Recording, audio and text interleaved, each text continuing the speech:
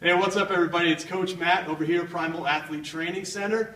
We are with our coaches again. Coach Anis Kassab. What's up, guys? Coach Joe Pascone is behind the camera. And we're going to show you today, probably what you've already assumed, is the bench press.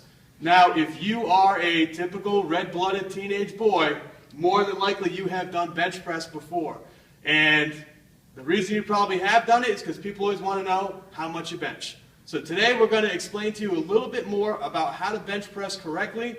And just like our squat video from the other day, we're really going to start to hone in on some little tricks and tips and things that you can do to make sure that you're able to put up the most amount of weight for when your coaches test you during the in-season. All right? So the first thing that we're going to talk about when we talk about bench press is where to put the hands on the bar. Now, what we have here in the rack is called a Texas Power Bar.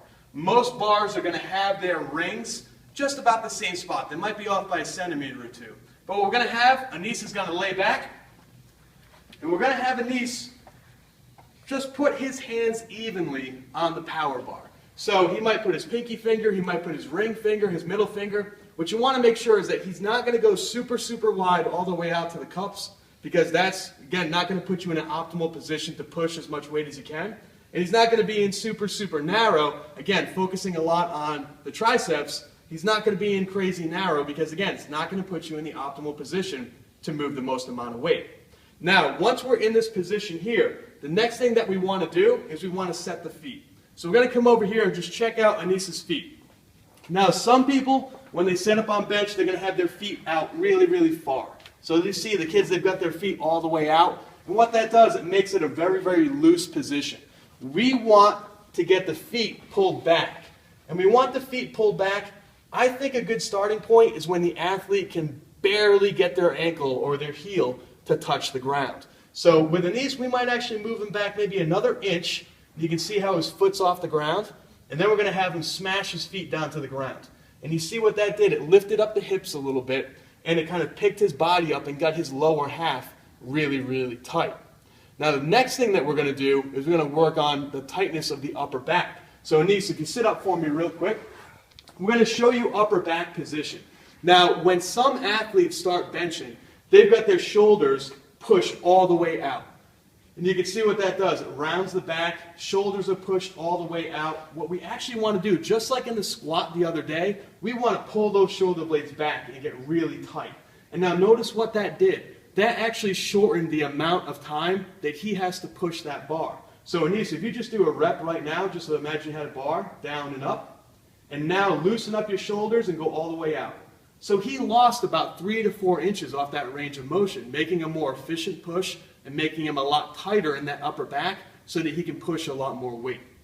Now we're going to talk about moving the bar. So Anis, if you get set back up again, first thing we're going to do, we're going to put the hands evenly on the bar like we just talked about.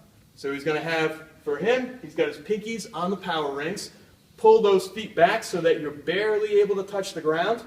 Drive those heels in the ground, and we're going to pull those shoulder blades back. So pull the shoulder blades back, and we're going to unrack the bar. So we're just going to pull the bar out. He's not going to lift the bar out and lose that shoulder position. He just pulls the bar straight out, and from here what you'll notice is that he's got the bar right over the joint in the wrist and right over the elbow. So what you don't want to do, and what a lot of people do when they start out, is they have the bar in their fingers behind the wrist. It's a very weak position. We want to make sure that the bar is over the wrist as much as possible. The other thing you're going to notice, Anis is still really tight, so if I try to move that bar, it's not going to wiggle. Some people, when they're loose, the bar kind of moves all over the place, and they kind of tap dance and do this little dance with the bar over their chest. We always want to be super tight. From here, we're going to lower the bar down to the chest, making sure to keep the elbows under the bar, just like that. And then when we push up, we're going to push up and back toward the J-cuffs. So let's do about 5 reps on these. Go down, up and back. Good. Down, up and back. Down, up and back. 2 more. Down, up and back. Down, up and back. Now what you've noticed, we'll rack this back up. When Anis was pushing, he wasn't pushing straight up. It was like a letter J. It was going up and back, up and back.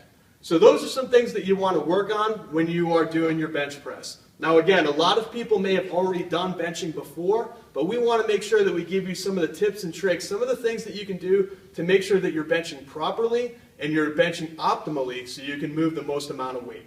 All right, guys, if there's any questions, make sure you email us here at Primal. Go to our website, primalatc.com, or if you want to stop in for a visit and you're in the Cranston, Rhode Island area, make sure to give us a shout. Come on in and try it out. We'll talk to you soon.